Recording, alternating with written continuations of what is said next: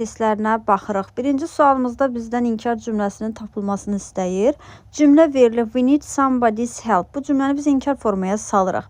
A variantına baxırıq. We don't need anybody's help.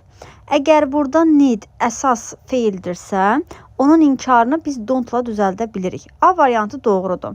B variantının səhvinə baxırıq.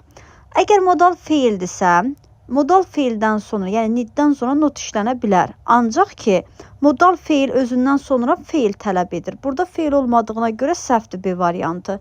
C variantına baxırıq. Somebody işlənən yerdə inkar cümləsi işlənməz. Digər tərəfdən B variantında izah etdiyim qayda da burada pozulub.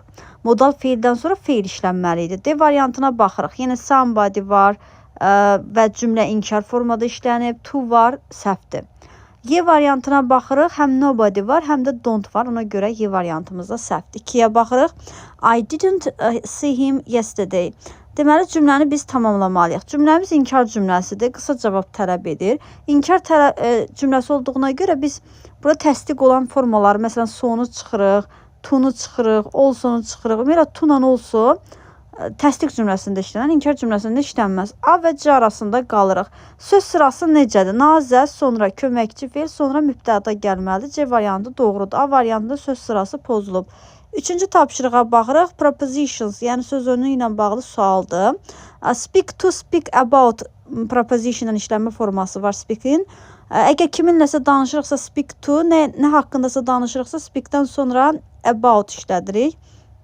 Burada insandan söhbət gedirsə to, yəni birinci hissələrimiz to qalacaq.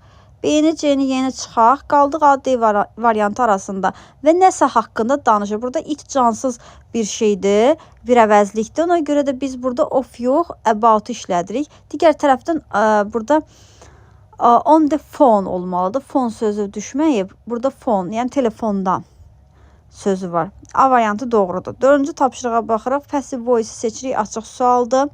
Əgər belə sual forması varsa, passive voice-in tapılmasını istəyirsə, biz nəyə baxırıq? Cümlənin sonu, baxın, sifətlə bitibsə, deməli o passive voice-də deyil. Interesting-dir, tasty-dir, bu çıxırıq. Cavabımız 2 və 4. 5-ə baxırıq. Düzgün